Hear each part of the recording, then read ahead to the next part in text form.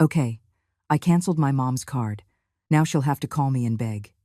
I heard my son Maxwell say those words over the phone, laughing, as if it were the funniest joke in the world. I was on the other side of his office door, paralyzed, feeling how every word was a knife straight to the heart. But the worst was yet to come. Because that very same afternoon, at 6 o'clock sharp, Maxwell arrived at his apartment and froze completely at the scene. The entire living room was full of boxes with his belongings, suitcases stacked by the door, and his wife Claire sitting on the sofa, crying her eyes out. "Honey," she sobbed when she saw him. "Your mom canceled our lease. We have nowhere to live." I saw my son's face go pale, saw the arrogance crumble in a second, and I felt something I never thought I'd feel toward my own child, a cold, calculated, deserved satisfaction. But to understand how we got to that moment, I have to tell you the whole story from the beginning.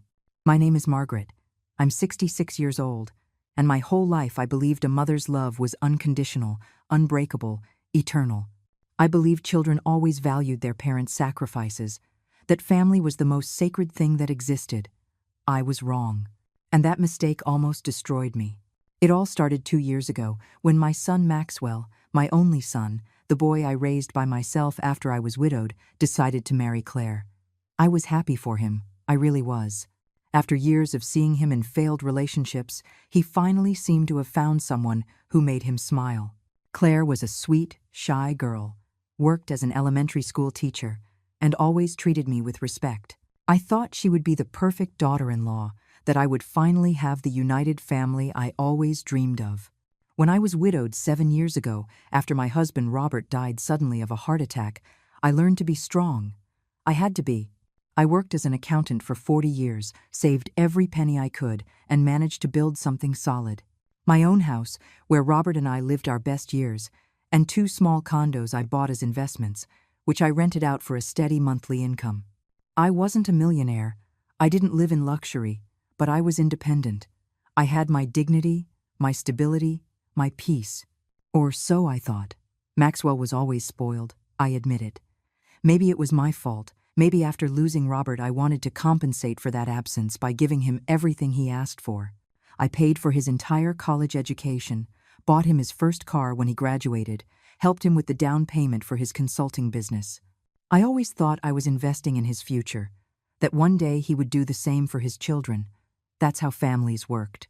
When he announced his engagement to Claire, I didn't hesitate for a second to help with the wedding expenses. I spent almost $15,000 between the venue, the food, Claire's dress, everything. I wanted them to have the perfect day, to start their marriage without debt, without worries. But that's where I made my first mistake. Because after the wedding, Maxwell came to visit me with a proposal. "Mom," he said with that charming smile he always used when he wanted something, "Claire and I are looking for an apartment, but the rent is insane. What if we rent your condo on Maple Street? We'd pay you, of course, but it would be much cheaper than looking elsewhere." I looked at my son, saw the hope in his eyes, and I couldn't say no. I normally rented that condo for $800 a month, but I told Maxwell he would only pay $300, next to nothing, just to cover the basic expenses. "Okay, son," I replied, "but on one condition, we'll sign a formal lease, all legal, so there are no problems later." Maxwell laughed, hugged me, told me I was the best mom in the world. We signed the papers that same week. Claire was radiant, thanked me 1,000 times, brought me flowers. Everything seemed perfect. The first 6 months were peaceful. Maxwell paid on time, visited every Sunday for dinner. Claire would call me on the phone for recipes or advice. I felt useful, loved, an important part of their lives. I would sit every afternoon in my green velvet armchair, the same one where Robert used to read the paper, drink my tea from the white china teacup I inherited from my mother, and look out the window feeling that life, despite the losses, still had meaning. But then the subtle changes began. Those little details a mother notices but tries to ignore because she doesn't want to believe something is wrong. Maxwell started showing up late for our Sunday dinners. Sometimes he wouldn't even come, sending a text message apologizing, saying he had too much work. When he did come, he seemed distracted, constantly on his phone, answering in monosyllables. Claire stopped calling me as much, and when she did, her voice sounded tense. One Sunday, when they both finally came for dinner, I noticed something strange.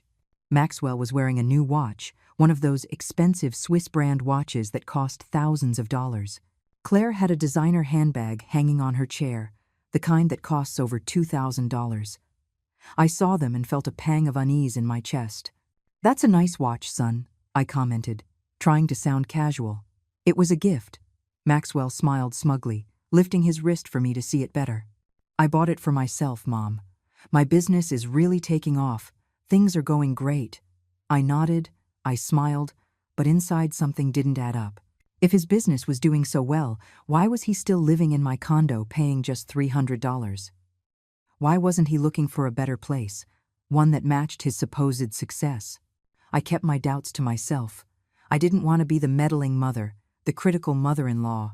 But the signs kept appearing, one after another, like pieces of a puzzle I couldn't see clearly yet. 2 weeks after that dinner, I got a call that left me cold. It was the bank. An automated message about a declined charge on my credit card due to insufficient funds. I hung up, confused, checked my banking app on my phone, and what I saw took my breath away. My checking account, where I always kept at least $5,000 for emergencies, had a balance of just $200. I checked the transactions with trembling hands, and there they were. Transfers I hadn't authorized, payments to electronic stores, expensive restaurants, a luxury clothing store, all made in the last 2 months, all for amounts between $500 and $1,500. I felt like the walls were closing in. I immediately called the bank. "Mrs. Margaret," the representative explained in a professional voice, "these charges were authorized with your additional debit card, the one registered to Maxwell as an authorized user." I was speechless. Yes, I remembered adding Maxwell as an authorized user years ago, when he was in college, and I wanted him to have access to money in case of emergencies. But that was over 15 years ago. I never thought he still had that card. I never imagined he would use it like this. "Can I cancel that authorization?" I asked, trying to stay calm. "Of course, ma'am, but we need you to come in person with an official ID." I hung up the phone and sat in my kitchen, staring at the wall, feeling the betrayal settle in my chest like a heavy stone. My own son was stealing from me. There was no other word for it. He was stealing from me, and didn't even have the decency to ask. I took a deep breath, poured myself a glass of water, and decided that before confronting him, I needed to be sure. I needed to understand what was really happening. I didn't want to be the paranoid mother accusing without proof. So that same afternoon, I went to the bank, canceled Maxwell's authorization, changed all my passwords, and requested a complete report of all transactions for the last 6 months. What I discovered was worse than I imagined. Maxwell had spent almost $8,000 from my account in total. $8,000 that were mine, that I had earned with my work, with my sacrifices. I felt nauseous seeing the endless list of purchases. Dinners at luxury restaurants, expensive clothes, electronics. He had even paid for a vacation to Cancun for him and Claire. All with my money, all behind my back. I put the papers in an envelope, left them in my desk drawer, and waited. Because I still had a small hope that there was an explanation, that my son would come to me, confess he was having financial problems, that he would ask me for help like a responsible adult. But that hope died 3 days later. It was a Thursday afternoon, around 4 o'clock. I had gone to Maxwell's apartment because Claire had called me that morning asking me to bring over some Tupperware with food. She said she'd had a stomach bug and didn't feel like cooking. I knocked on the door. No one answered, but I heard voices inside. I used the owner's copy of the key I had and walked in, calling out, "Claire? It's me, Margaret. I brought you the food." Silence. I walked toward the living room, and then I heard it. Maxwell's voice coming from his office, the small room he used for work. He was on the phone, and his tone was mocking, arrogant, completely different from the one he used with me. "No, man, I'm telling you it's handled," he was saying, laughing. "I canceled the additional card I had from my mom before she realized how much I spent. The old lady doesn't even check her statements regularly. And you know what the best part is? Now that she canceled my access to her account, I canceled her main credit card. I have copies of her documents. I made the call to the bank, pretending to be her financial advisor, and that's it. Now, if she wants her card back, she's going to have to call me. She's going to have to beg. She's going to have to understand that she can't treat me like a kid anymore. It's time she learns who's in control here. I was petrified on the other side of the door. I felt the floor disappear from under me, all the air rush out of my lungs at once. My son, my only son, the boy I had dedicated my entire life to, was planning to manipulate me, to humiliate me. And the worst part was the tone of his voice. That cruel laugh, that sick satisfaction in talking about making me beg. I backed away silently, left the apartment without making a sound, went down the stairs with my legs shaking, got to my car and just sat there, clinging to the steering wheel, trying to process what I had just heard. The tears came later, when I got home, when I closed the door behind me and finally let myself feel all the pain, all the betrayal, all the disappointment. I cried like I hadn't cried since Robert's funeral. I cried for the son I thought I had, who turned out to be a stranger. I cried for all the years of sacrifice that he trampled on without a second thought. I cried for my naivety, for trusting blindly, for not seeing the signs sooner. I sat in my green velvet armchair, the same one where I had so often imagined my future grandchildren playing, and I felt the entire future I had dreamed of crumble to ashes. But then, among the tears, something changed. I felt a cold anger settle in my chest, a determination I didn't know I had. I looked at the white china teacup I still had in my hand, the cup my mother had given me before she died, the cup that had survived decades of moves and hardships, and I understood something fundamental. I, too, had survived worse. I had survived my husband's death. I had survived years of hard work. I had built a life from nothing, and I was not going to let my own son destroy me. If Maxwell wanted to play at being the smart one, if he wanted to manipulate and control me, he was about to find out that his mother was not the naive old woman he thought she was. I didn't sleep that night. I stayed awake at my desk, reviewing every document I had. The lease agreement for the condo where Maxwell lived, the deeds to my properties, my bank accounts, everything. I reviewed every detail with the meticulousness of the accountant I had been for 40 years. And as I reviewed, a plan began to form in my mind, a cold, calculated, perfect plan. Maxwell wanted to make me beg? Fine. But he was about to learn a lesson he would never forget, because it turned out that the condo where he lived, so comfortably paying just $300 a month, was still entirely in my name. And the lease we had signed had a very specific clause that I had included myself. Immediate cancellation of the contract in case of breach or inappropriate conduct by the tenant. I smiled for the first time in days, a small, sad, but determined smile. The next morning I would call my lawyer, and then the real game would begin. At 8:00 in the morning on Friday, I called Stephen Foster, my trusted lawyer for over 20 years. Stephen was the one who helped me with all the legal paperwork when Robert died, who reviewed the purchase contracts for my condos, who always advised me with patience and honesty. "Margaret," he answered in his warm, familiar voice. "What a surprise to hear from you so early. Everything okay?" I took a deep breath. "Stephen, I need you to review a lease agreement and tell me exactly what my rights are as the owner to terminate it." There was a pause. Trouble with a tenant? His voice became professional, alert. "Yes," I replied, feeling the word get stuck in my throat, "with my son, Maxwell." Stephen didn't ask unnecessary questions. He asked me to email him a copy of the lease and to meet him at his office that afternoon. At 3:00, I was sitting across from his desk, watching him read every line of the document carefully. Finally, he looked up, took off his glasses, and looked at me with a mixture of pity and understanding. "Margaret, I'm very sorry you're going through this, but legally, you are in the right. This lease clearly specifies it requires a 30-day notice for cancellation by either party, but it also includes this clause for immediate termination for just cause.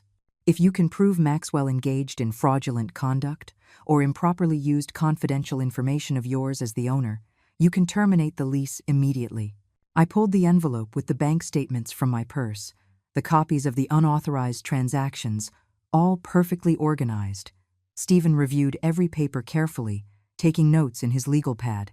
"This is enough," he said finally. "Maxwell used an old bank authorization to access your money without your current consent. That's a breach of trust. Technically, it could be considered familial fraud. You have solid grounds to terminate the lease." He explained the process.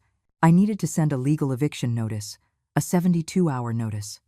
A process server would have to deliver it in person, and after that period, Maxwell and Claire would have to vacate the property. "Are you sure you want to do this?" Stephen asked gently. "He's your son, Margaret. Once you take this step, there's no going back." I looked out his office window, saw the city stretching out under the gray afternoon sky, and I thought of all the times Maxwell had hugged me as a child, all the nights I stayed up with him when he had a fever, all the sacrifices I made believing I was building a future for him. And then I remembered his words, "Now she'll have to call me and beg." I remembered the cruel laugh, the contempt, the satisfaction in planning my humiliation. "I'm completely sure," I replied, my voice cold and firm, one I didn't recognize as my own. "Proceed with everything, Stephen. I want the eviction executed exactly on Monday at 6 in the afternoon." Stephen nodded and began drafting the documents immediately. While he worked, I took out my phone and checked my bank accounts. Just as Maxwell had promised on the phone, my main credit card was blocked. I called the bank, explained the situation, filed a formal complaint for identity theft, and after 2 hours of bureaucratic hurdles, I managed to get my card reactivated and block any future access Maxwell might have. I also changed all my account passwords, updated my security questions, and made sure none of my documents were within my son's reach. That Monday morning, a process server knocked on Maxwell's apartment door. I watched from my car parked across the street, my heart pounding so hard I could hear it in my ears. Claire opened the door, received the legal notice, and signed the receipt with a trembling hand. I saw her read the document, watched her face go pale, her eyes fill with tears. I felt a pang of guilt, because Claire really did seem like a good girl, but I reminded myself that this was necessary, that I couldn't let Maxwell continue to manipulate me. The server left, Claire closed the door, and I started my car and drove home, feeling a strange mixture of power and sadness. For the next 3 days, Maxwell tried to call me 16 times. 16 calls that I declined, one after another. He sent text messages that said things like, "Mom, I need to talk to you urgently. I don't understand what's happening. Please answer." I deleted every message without replying. He also tried to come to my house, banged on the door for 20 minutes one Tuesday night, shouting, "Mom, I know you're in there. Open the door. We need to talk." I stayed in my green velvet armchair, drinking my tea from the white china teacup, listening to his pounding and his pleas, without moving. Because now he was the one begging. Now he was the one who needed something from me, and I had decided he would get nothing until it was too late. On Wednesday afternoon, 2 days before the eviction, I got a call from Claire. Her voice was broken, desperate.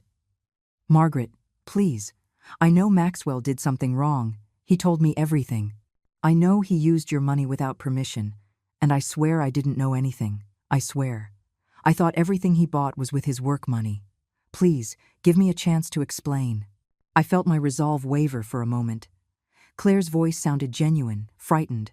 But then I remembered Claire had worn that $2,000 handbag bought with my money, that she had gone to Cancun with my money, that she had enjoyed all those luxuries while I worked hard to maintain my savings. "Claire," I replied, my voice calm, "I understand you're scared, but my decision is made. The lease ends on Friday at 6 in the afternoon. You have until then to vacate the apartment." "But where will we go?" she sobbed. "We don't have money saved for a new apartment," Maxwell says. "His business is in trouble. He doesn't even have enough for a deposit somewhere else." Those words confirmed my suspicions. Maxwell hadn't just stolen from me. He had lied about his business's success. He had spent my money trying to maintain a facade of prosperity that didn't exist. "That's not my problem, Claire," I replied, and I hung up the phone before she could say anything else. My hands were shaking. I felt like a terrible person, but I reminded myself that I hadn't created this situation. Maxwell did. He made the decisions that led us here, and now he would have to face the consequences. I barely slept on Thursday night. I knew that the next day, at 6 in the afternoon, Maxwell and Claire would have to leave the apartment. I knew they would probably come to my house afterward, that an inevitable confrontation was coming. I spent the whole day preparing mentally, reviewing all the documents I had over and over: the bank statements, the recordings of the calls to the bank reporting the fraud, copies of all the threatening messages Maxwell had sent me when he finally understood I wasn't going to budge. I organized everything into a red folder, left it on my living room table, and waited. Friday dawned overcast, with that kind of gray sky that seems to predict a storm. I got up at 6 a.m, made my coffee, and sat in the kitchen watching the clock tick by slowly. Every minute felt like an hour. At 9, Stephen called to confirm that everything was in order, that the process server would be present at 6 o'clock sharp to oversee the eviction. "Do you want me to be there with you?" he asked with genuine concern. "No," I replied. "I need to do this alone." But that wasn't entirely true. The truth was, I needed to see Maxwell's face when he realized he had completely underestimated his mother. I spent the day in a strange state of tense calm. I cleaned my house from top to bottom, even though it was already spotless. I watered my plants, organized my closet, prepared food I had no appetite to eat. Anything to keep my hands busy and my mind distracted. At 5:30 in the afternoon, I dressed in my best outfit, a beige pantsuit that Robert had given me years ago, my pearl earrings, my hair pulled back in an elegant bun. I wanted to look dignified, strong, unbreakable. I looked at myself in the mirror and almost didn't recognize the woman looking back. Her eyes were hard, determined, so different from the naive Margaret who had trusted her son blindly. At 5:45, my phone started ringing off the hook. It was Maxwell. I declined the call. He immediately called back. I declined again. Then a text message arrived. "Mom, please, just give me 10 minutes to explain everything. I made a mistake, I know, but you can't do this. We're family." I read the message and felt a bitter laugh rise in my throat. Now he wanted 10 minutes to explain. Now we were family. But when he was planning to make me beg, when he was laughing about me with his friends, when he was stealing my money to maintain his fake lifestyle, he didn't care that we were family. I didn't reply. I silenced my phone and put it in my purse. At 6 o'clock sharp, I got a text from Stephen with a photo. It was Maxwell's apartment. I could see mountains of boxes stacked in the living room, suitcases by the door, furniture piled up haphazardly. The process server was standing in the middle, supervising. Claire was sitting on the sofa, crying with her face in her hands. And Maxwell wasn't there. According to Stephen's message, Maxwell had run out of the apartment half an hour earlier, shouting that he was going to talk this out, that his mother couldn't do this to him. I smiled. I knew exactly where he had gone. 20 minutes later, I heard a car slam on its brakes in front of my house. Hurried footsteps. Desperate banging on my door. "Mom, open the door! We need to talk now!"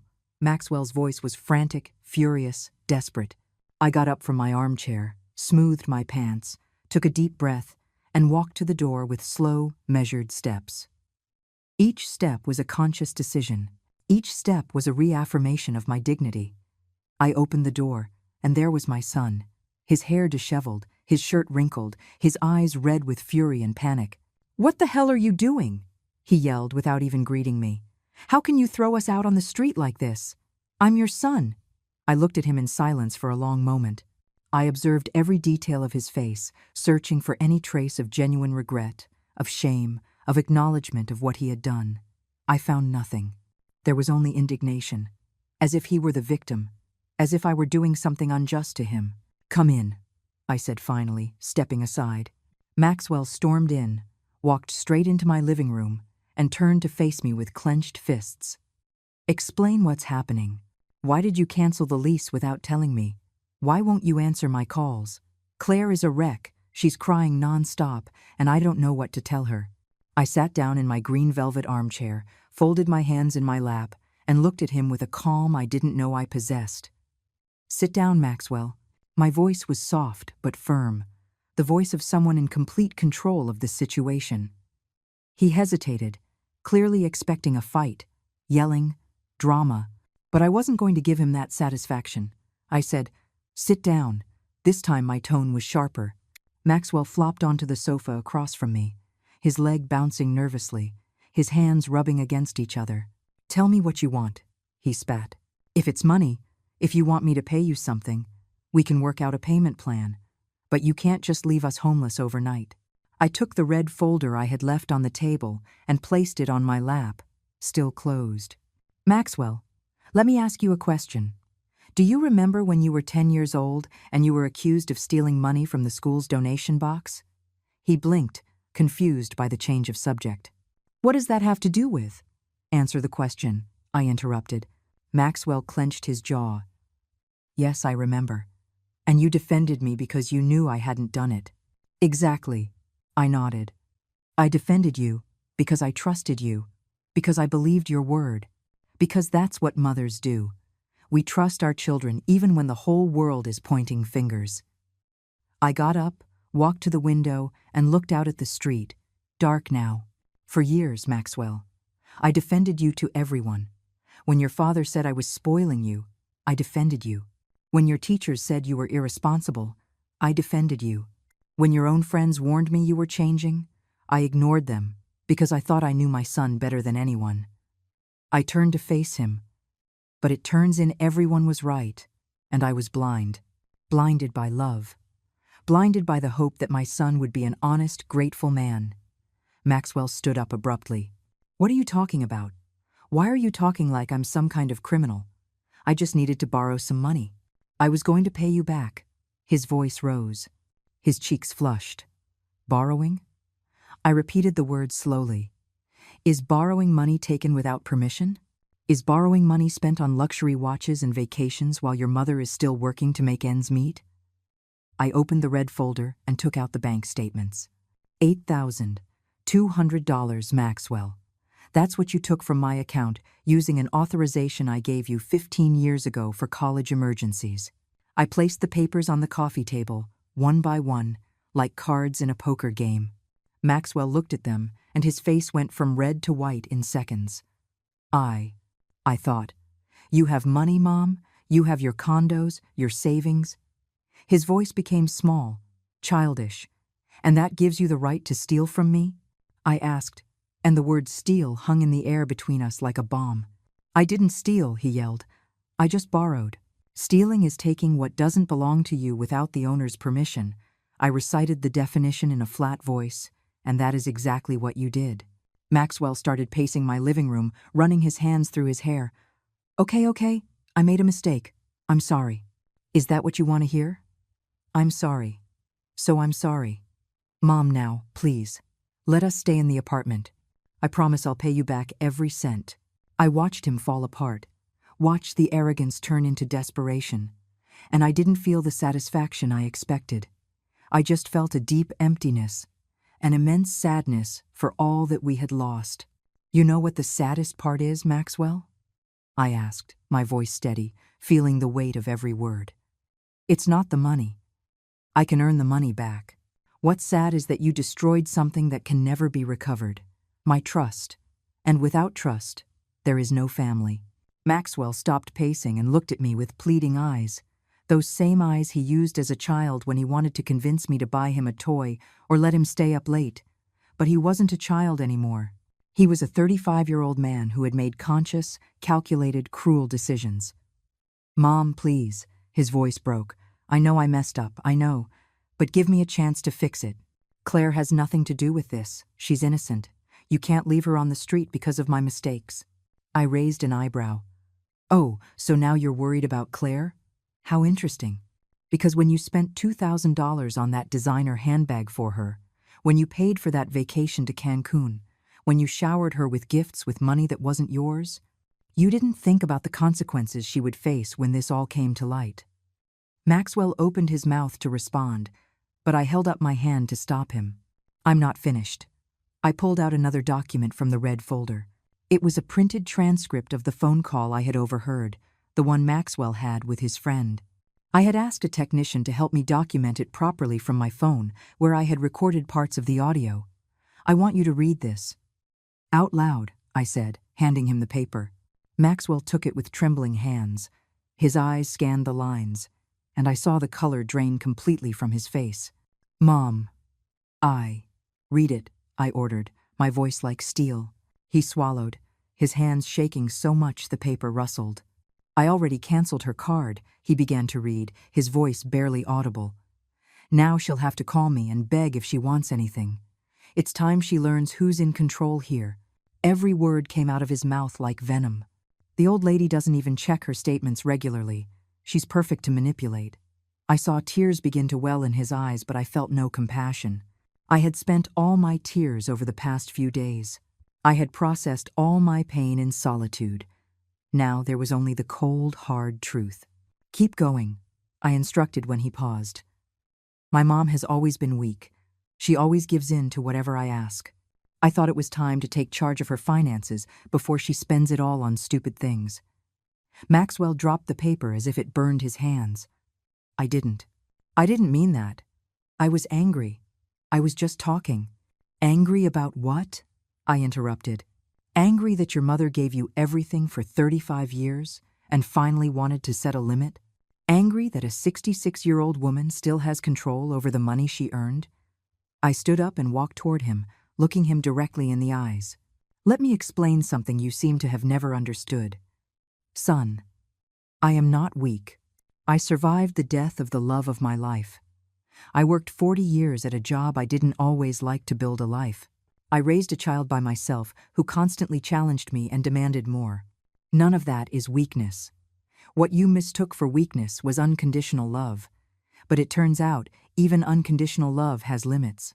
Maxwell dropped to his knees in front of me, literally on his knees, his hands clasped in a pathetic plea. Mom, I'm begging you, forgive me. I'll do anything. I'll go to therapy, I'll get help, I'll change completely. But please, don't leave us homeless. Claire's pregnant. Those last words fell like a bomb in the middle of the living room. I froze, feeling my entire carefully constructed plan threaten to fall apart. What did you say? My voice sounded distant, strange. Claire's pregnant, Maxwell repeated with renewed desperation. 2 months. We hadn't told you yet because we wanted to wait until the 3rd month. But now I need you to know. You're going to be a grandmother. Mom, you can't do this. You can't leave your grandchild homeless. I stepped back as if I'd been physically struck. A grandchild. I was going to be a grandmother. For years I had dreamed of that moment. I had imagined what it would be like to hold a baby in my arms again, to watch it grow, to spoil it, to love it. And now Maxwell was using that information as a weapon, as one last desperate card to manipulate me. I saw in his eyes that he knew exactly what he was doing. He knew he had found my weak spot.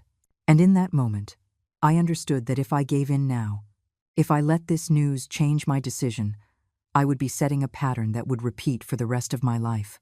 Maxwell would learn that he could do whatever he wanted, hurt me however he wanted, and there would always be something he could use to manipulate me. First, the grandchild, then the child's well-being, then their education. Always something. Get up, I told him, my voice trembling but firm.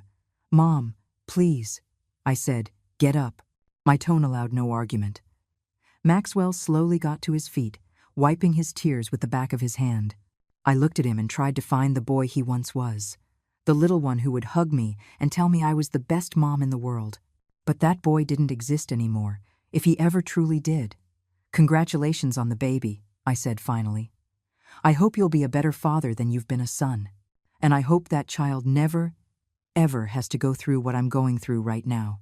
Maxwell opened his mouth to speak, but I continued. The eviction stands. You have until 11 o'clock tonight to get all your things out of the apartment. After that time, the process server will change the locks, and any belongings left inside will be considered abandoned. I saw the last bit of hope die in his eyes, replaced by something darker, resentment, even hatred. You know what? He said, his voice thick with rage. I'm not the son you hoped for. But you're not the mother I thought you were, either. A real mother would never leave her son on the street, with his pregnant wife, no matter what he did. You're a bitter, lonely old woman, and you're going to die bitter and lonely. His words were designed to hurt me, to make me feel guilty, to destroy my resolve. And they did hurt, I won't lie. They hurt like 1,000 knives stabbing my heart, But I had already cried all my tears. I had already processed all my pain. His words no longer had the power he thought they did. "Maybe," I replied with chilling calm. "Maybe you're right, and I will end my days alone. But I'd rather be alone with my dignity intact than accompanied by someone who sees me as an ATM. Now, please, get out of my house." Maxwell looked at me with a mixture of disbelief and fury. "This isn't over," he threatened. "I'm going to get a lawyer. I'm going to sue you for wrongful eviction, for familial abandonment, for whatever it takes." I nodded calmly. "You're free to try. Stephen Foster, my lawyer, will be delighted to present all the evidence of financial fraud, misuse of confidential information, and breach of trust that we've compiled. We can also include this conversation where you're attempting to emotionally blackmail me using your unborn child as a hostage. You decide which path you prefer." Maxwell clenched his fists. His entire body was shaking with contained rage. For a moment, I thought he might get violent, but then something in him broke. His shoulders slumped, his jaw went slack, and all the rage transformed into absolute defeat. "You're going to regret this," he said in a low voice. But it no longer sounded like a threat, just a last, desperate attempt to have the final word. He walked to the door, yanked it open, and before leaving, he turned one last time. "When that child is born, don't expect to meet him. Don't expect to be part of his life. You chose your money over your family. Now live with that decision." The door slammed shut, a sound that echoed through the house. I stood in the middle of my living room, surrounded by silence, clutching the red folder to my chest like a shield. My legs began to tremble, my whole body began to shake, and I finally let myself fall into my green velvet armchair. The tears I had held back during the entire confrontation finally came, silent and bitter. I cried for the grandchild I might never know, for the family that had just been completely destroyed, for the lost innocence I would never get back. I spent that entire night awake, sitting in my armchair, watching the shadows, the streetlights cast on my living room walls. Every noise made me jump. Every car that passed made me think Maxwell had returned. But he didn't come back. At 11:30 at night, Stephen sent me a message confirming that the apartment had been completely vacated, that Maxwell and Claire had taken all their belongings in a moving truck, and that the locks had been changed. "Are you okay?" he asked at the end of the message. I didn't answer because I didn't know the answer. I wasn't okay, but I also wasn't sorry. I was in an in-between place, an emotional limbo where relief and pain coexisted in equal measure. The following days were the hardest of my life, even worse than the days after Robert's death. Because when Robert died, I at least had the comfort of knowing our love had been real, that we had built something beautiful together. But with Maxwell, everything felt contaminated. Every happy memory from his childhood now came with the question, when did he start seeing me as a means to get what he wanted instead of as his mother? Did he ever genuinely love me, or was I always just a source of resources for him? Those questions tormented me during the day and kept me awake at night. A week after the eviction, I received a call from an unknown number.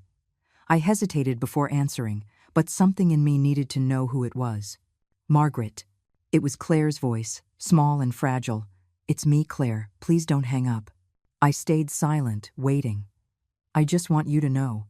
I didn't know anything," she continued, her voice breaking. "I didn't know Maxwell was using your money. He told me his business was doing great, that we could afford those luxuries. When I saw the gifts, the expensive dinners, the vacation, I thought we were finally getting ahead. I never imagined it was all with stolen money." Her voice cracked on the last word, and I heard her sobbing on the other end. "Why are you calling me, Claire?" I asked, tired, with no energy for more drama. "Because I need you to know the truth," she replied between sobs. "Maxwell isn't the man I thought he was. Since you kicked us out of the apartment, he's shown his true colors. He's furious all the time. He blames me for not being more helpful in convincing you. He says if I had insisted more, you would have given in. We're living at his friend Alex's house, sleeping on a pull-out sofa, and Maxwell spends all day looking for ways to get revenge on you instead of looking for a job or a new apartment." I felt a shiver run down my spine. "Revenge? How?" Claire took a deep breath. "He's been calling your neighbors, telling them you're a cruel old woman who abandoned her pregnant son on the street. He's posted horrible things about you on social media, saying you're an unfit mother. He even talked about going to your old workplace, about making a public scene to humiliate you. My heart started to beat faster.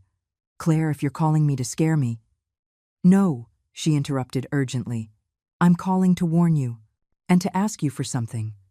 I'm leaving, Margaret. I'm going back to my parents' house in Ohio. I can't be with a man who is capable of hating his own mother that much. If he's capable of this, what will he do to me when the baby is born and things get tough? I felt a mixture of relief and sadness for Claire. That sounds like a wise decision, I told her sincerely. But before I go, Claire continued, I need to return something. 2 days later, Claire came to my house. She arrived in a taxi with a small suitcase and a paper bag in her hands. She looked haggard, with deep dark circles under her eyes, her hair pulled back in a messy ponytail. I invited her in, but she shook her head. I can't stay long. Maxwell thinks I'm at the doctor. I just came to give you this. She handed me the paper bag. Inside were several items. The designer handbag Maxwell had bought her, a pair of expensive earrings, a silk scarf. I don't want them, Claire said, her voice firm. They were bought with your money. They don't belong to me. I took the bag, moved by the gesture. Claire, this isn't your fault. I know, she interrupted, but I still can't keep them. Every time I look at them, I'm reminded of this whole disaster. We stood in silence for a moment. Is the baby okay? I asked finally, unable to hold back the question that had been eating at me. Claire nodded, placing a hand on her still flat stomach. Yes, he's fine. I just had my first ultrasound. She hesitated, then pulled a photo from her pocket and held it out to me. I thought, maybe you'd want to see it. I took the photo with trembling hands. It was a blurry black and white image where you could barely make out a tiny shape that would be my grandchild. I felt something break inside me. All the defenses I had built up crumbled in an instant. It's beautiful, I whispered, tracing the outline of the image with my finger. Margaret, Claire said softly, I know Maxwell did terrible things to you. I know he has to face the consequences. But this baby is innocent. And even if you and Maxwell can't fix your relationship, I hope someday you can meet your grandchild, because every child deserves to have a grandmother, especially one like you. Her words pierced me like arrows. One like me, I repeated bitterly. Maxwell called me a bitter, cruel old woman. Claire shook her head. Maxwell is hurt and resentful. But I saw how you were with him when he came to visit. I saw how you made his favorite food every Sunday, how you kept his childhood photos in your living room, how you lit up whenever you talked about him. That's not a cruel woman. That's a woman who loved her son unconditionally, until he broke that trust in the worst possible way. Tears began to roll down my cheeks, and I couldn't stop them. Thank you, was all I could say. Claire hugged me, a brief but sincere hug, and then pulled away toward the waiting taxi. When the baby is born, I'll send you pictures, she said before getting in. And when he's ready, if you're ready, you can meet. But away from Maxwell, at least until he decides to grow up and be a real man. I watched the taxi drive down the street and stood in my doorway, holding the ultrasound to my chest, feeling a mix of hope and pain I didn't know how to process. That night, I put the ultrasound in a small frame I had saved and placed it on my nightstand, where I could see it before I went to sleep. I also gathered the items Claire had returned. The next day, I took them to a consignment shop and sold them. The money, about $3,000, I deposited into a new account I opened specifically for my future grandchild. If Claire kept her word and allowed me to be part of the baby's life, that money would be there for his education, for his future, for the things that truly mattered. The days turned into weeks. Maxwell didn't contact me again, didn't threaten me, didn't show up at my old workplace as Claire had warned. It was as if he had disappeared from my life completely, leaving only a huge void where my son used to be. Some days, that void hurt so much I could barely breathe. Other days, I felt relieved, free from the toxicity our relationship had become. I learned to live with that duality, with the fact that both feelings could be true at the same time. 1 month after the eviction, I was at the grocery store doing my weekly shopping when I heard a familiar voice call my name. Margaret? Margaret Delgado? I turned and saw Lauren, an old coworker from my accounting days. We hadn't seen each other in at least 5 years. "Lauren, what a surprise," I greeted her with a genuine smile. Lauren pushed her card over, her face full of concern. "Margaret, I heard some rumors, and I need to know if you're okay. Someone told me your son was saying horrible things about you on social media, that he accused you of abandoning him." I sighed, feeling the weight of the situation all over again. "It's a long story, Lauren." She took my hand in hers. "I've got time. Want to get a coffee after this?" I accepted her offer. I needed to talk to someone who wasn't involved in the drama, someone who could give me an outside perspective. An hour later, we were sitting in a small cafe, and for the first time since it all began, I told my full story to another person. I showed her the documents, told her about the stolen money, about Maxwell's cruel words, about Claire's pregnancy, about everything. Lauren listened to my entire story in silence, never interrupting, just nodding occasionally or squeezing my hand when I got to the most painful parts. When I finished, I felt exhausted, but also strangely relieved, as if sharing the weight of it all had made it a little lighter. Lauren took a long sip of her coffee, looked me directly in the eyes, and said something I'll never forget. "Margaret, you did exactly what you had to do, and anyone who judges you for it doesn't understand what it means to set healthy boundaries, even with your own children." Her words surprised me, because I had been expecting her to say I was too harsh, that mothers must always forgive, all those clichés society teaches us to repeat without question. "Do you really think so?" I asked, my voice uncertain. Lauren nodded firmly. "Absolutely. Look, I have kids too, 3 of them. I love them with all my heart. I'd give my life for them without a second thought. But if one of them stole from me, lied to me, and then planned to manipulate and humiliate me, I would do the exact same thing you did. Because loving your children doesn't mean letting them destroy you. Loving your children also means teaching them that actions have consequences." I felt tears of relief roll down my cheeks. For weeks, I had tortured myself, thinking I was a bad mother, that I had failed in some fundamental way. To hear another mother, another woman who understood the complexity of these relationships, validate my decision, was like a balm for my wounded soul. "But the baby," I whispered. "I'm going to lose the chance to meet my grandchild." Lauren shook her head. "Claire told you she'd send pictures, that you could meet eventually. That door isn't closed, Margaret. And honestly, if Maxwell continues on this path, that child is eventually going to grow up and ask his own questions. He's going to want to know his grandmother. The truth always comes out." I left that cafe feeling stronger than I had in weeks. Lauren was right. I had done the right thing. It hadn't been easy. It hadn't been painless. But it had been necessary.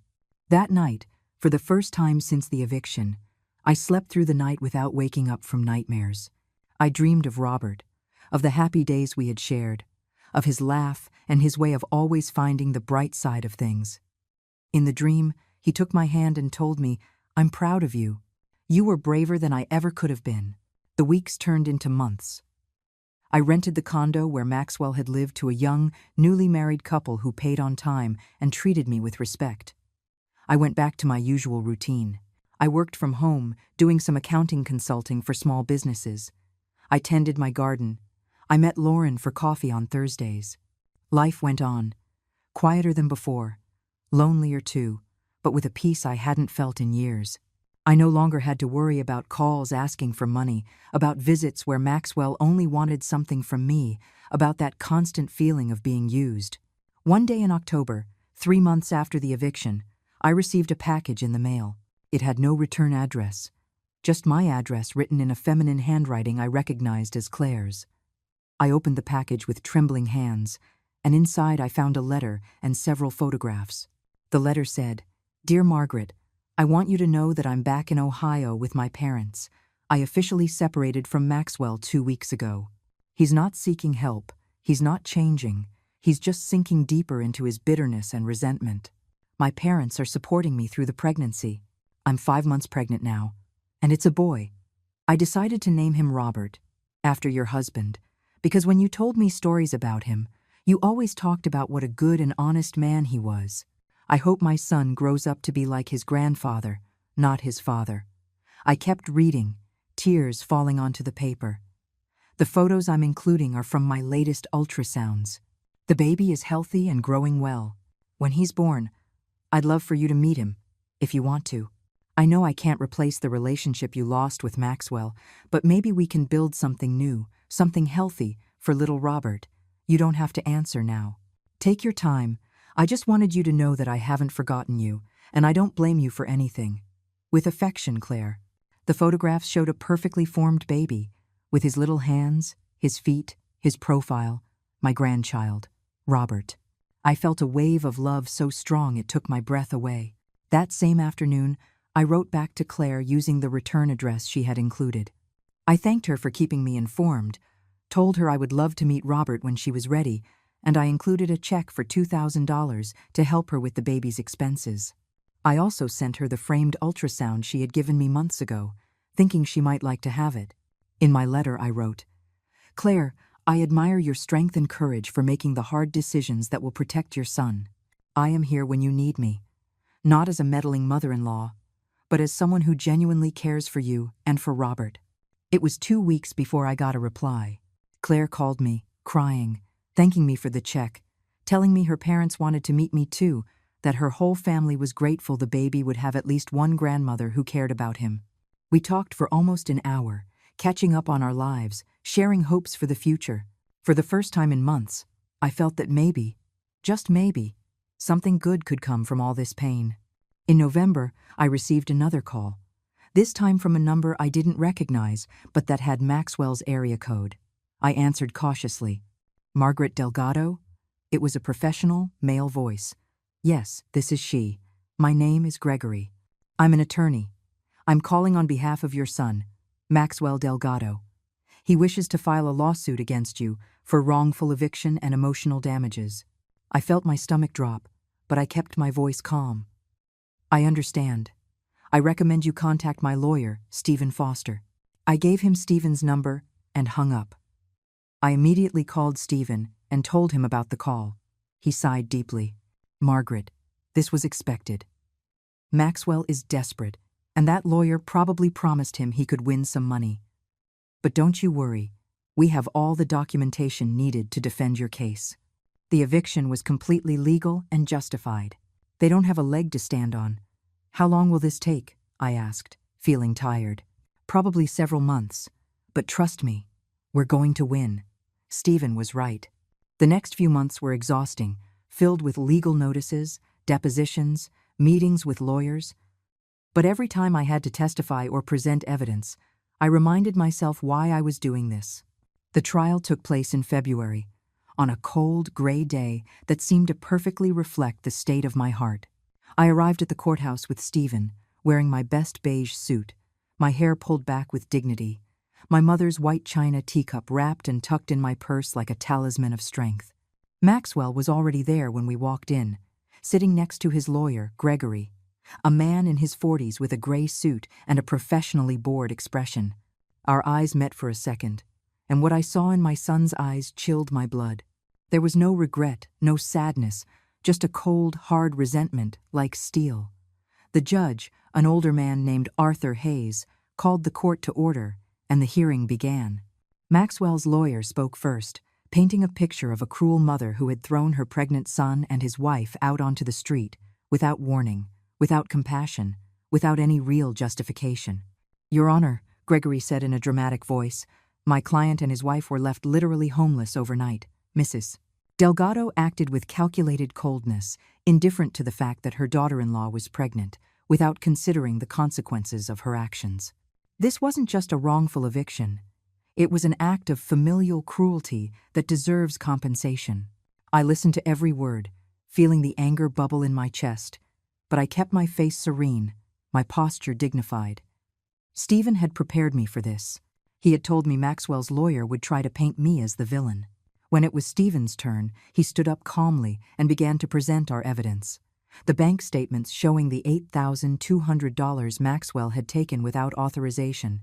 The copies of the conversations where Maxwell planned to manipulate and control me. The lease agreement that clearly stipulated the causes for immediate termination.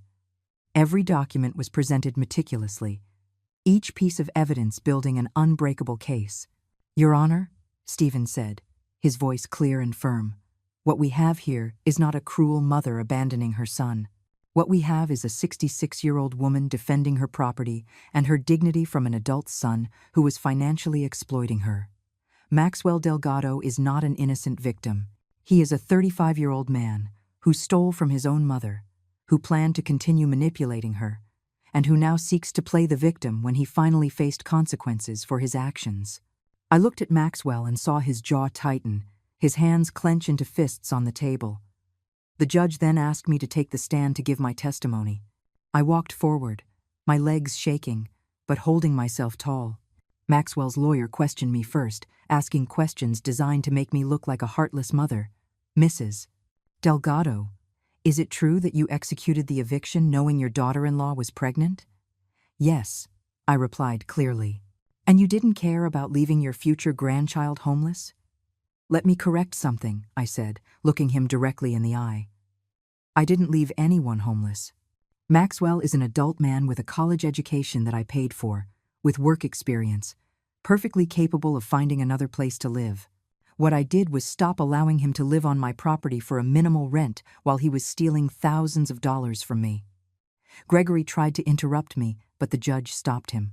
Let her finish, I continued, feeling years of pain turn into words. For 35 years, I gave my son everything I had. I worked double shifts to pay for his college. I spent my savings on his wedding. I offered him my condo for a fraction of its real value, and he took all of that and used it against me. He didn't just steal money. He planned to control me financially, to humiliate me, to make me beg, all while I still believed I was helping my son build his future. Tears started to roll down my cheeks, but I didn't wipe them away. I wanted everyone in that courtroom to see my pain, to see the betrayal I had suffered. And the baby? Gregory insisted. You don't care about your grandchild?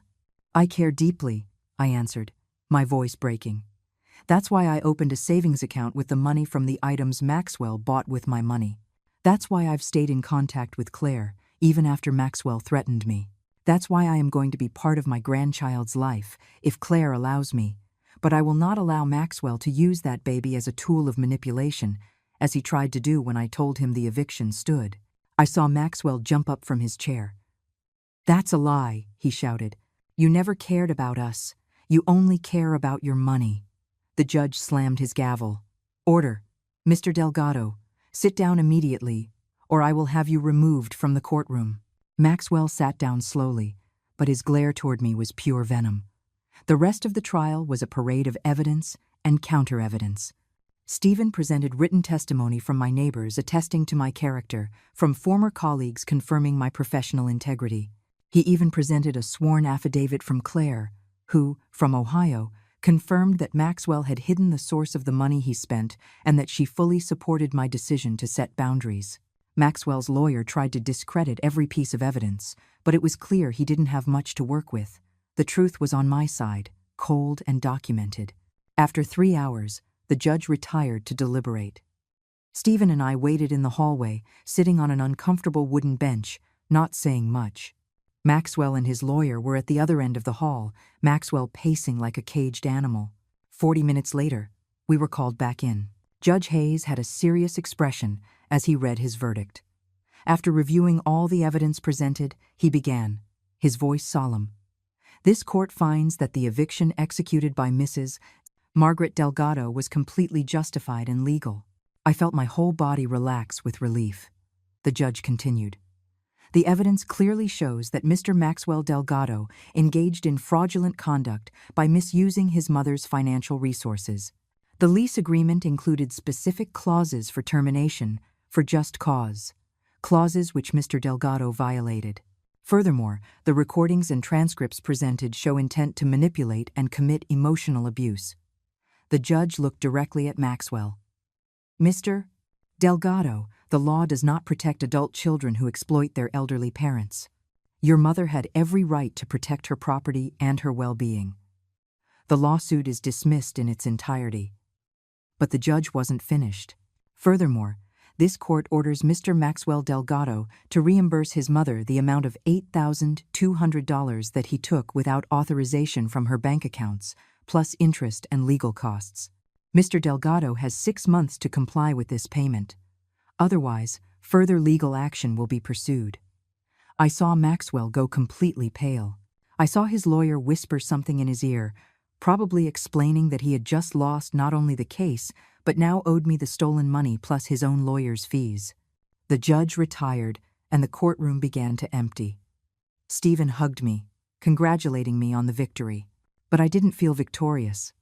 I felt exhausted, empty, as if I had run a marathon only to reach a finish line that no longer meant anything. As Stephen gathered the documents, Maxwell approached me. His lawyer tried to stop him, but he shrugged him off. We stood face to face, mother and son, separated by a chasm that no court ruling could close. "I hope you're happy," he said, his voice full of bitterness. "You won your money. I hope it was worth losing your son." I looked him in the eyes. This son who had once been my entire world, and I felt a sadness so profound I could barely breathe.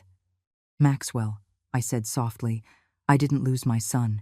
You lost your mother the day you decided my value was in my bank account and not in the love I gave you for 35 years. He opened his mouth to reply, but no sound came out. We stood there, in silence, until he finally turned and walked out of the courtroom without looking back. 3 months after the trial, on a warm day in May, I got a call from Claire. Her voice sounded different, tired but happy. "Margaret, he's born. Robert is here." I felt my heart expand in my chest, like every cell in my body was waking up with a joy I hadn't felt in years. "Are you both okay? Are you okay?" I asked, my voice trembling. "We're perfect. It was a long labor, but no complications. He weighs 7.5 pounds, has the most beautiful eyes I've ever seen, and I think he has your nose," she laughed softly.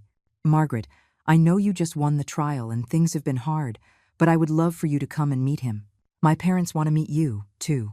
2 days later, I was on a bus to Ohio, my heart pounding so hard I thought everyone on the bus could hear it. I had a bag full of gifts for the baby clothes I had knitted myself during sleepless nights, a soft ivory-colored blanket, a small teddy bear, and a letter I had written for little Robert, explaining who his grandfather was, the man he was named after. I also brought my mother's white china teacup, wrapped carefully in tissue paper. Someday I would give it to Robert, so he would know that some things survived the storm. Claire's parents' house was small but cozy, painted a pale yellow with a garden full of flowers. Claire opened the door, and we hugged. 2 women united by tragedy but also by the hope for something new. Come in," she said, guiding me inside. "Mom, Dad, this is Margaret." An older couple approached, smiling. Karen, Claire's mother, was a plump woman with rosy cheeks and kind eyes. David, her father, was a tall, thin man with working hands and a shy smile. "Welcome to our home," Karen said, hugging me as if she had known me all her life. "Claire has told us everything. You are a very brave woman." And then I saw him. In a small wooden bassinet next to the sofa, wrapped in a light blue blanket, slept Robert. I approached slowly, almost afraid, as if it were a dream that could shatter if I moved too quickly. He was perfect. Small, fragile, with a fuzz of black hair, his fists balled up next to his face, his cheeks round and pink. "Can I?" I asked Claire, my voice barely a whisper. "Of course," she said. "He's your grandson." I held out my arms, and Claire placed Robert in them carefully. The weight of that baby, that new, innocent life, took my breath away. All the tears I had held back for months finally flowed freely. "Hello, Robert," I whispered, as he opened his tiny eyes and looked up at me, not really focusing. "I'm your Grandma Margaret. I'm so sorry I wasn't here from the beginning, but I promise I'm here now. I'm going to tell you stories about your Grandpa Robert, the best man I ever knew. You're going to grow up knowing you come from a line of strong, honest people who don't give up even when everything seems lost." The baby yawned, moved his little hands, and one of his fingers curled around my finger. In that moment, I felt something I hadn't felt in a very long time. Hope. Hope that the mistakes of one generation didn't have to be repeated in the next, that this child could grow up and be different.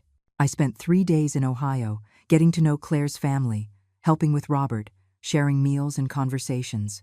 Karen and David treated me with a warmth I didn't expect, as if I were part of their family. One night, while Claire was sleeping and I was holding a fussy Robert, David sat down next to me. "Margaret," he said in his gentle voice, "Claire told us everything that happened with Maxwell. I want you to know, we don't judge you. You did what you had to do. And this boy is going to have the privilege of knowing a grandmother who had the courage to set boundaries, even when it hurt." His words comforted me in a way I didn't know I needed. When I returned home, everything looked different. The walls that had felt so empty now seemed full of possibility. I placed a photo of Robert in my living room, next to the photos of Robert Sr. I started making plans to visit once a month, to maintain that connection, to be the grandmother that child deserved. Maxwell never contacted Claire asking about his son. According to her, he had disappeared completely after the trial, wasn't paying the child support the judge had ordered, didn't call, didn't write. It was as if he had decided that if he couldn't have control, he didn't want anything at all. 6 months after Robert's birth, in November, I received a legal notice. Maxwell had declared bankruptcy, and the money he owed me would likely never be seen. Stephen called me, apologizing, explaining the legal options we had, but I stopped him. "Let it go," I told him. "I don't want to chase that money anymore. I don't want any connection to him." It was true. The money didn't matter anymore. I had gained something far more valuable, my dignity, my peace, and a relationship with my grandson that was growing stronger every day. A year after the eviction, I was sitting in my green velvet armchair, drinking tea from my mother's white china teacup, looking out the window at the garden Robert and I had planted together so many years ago.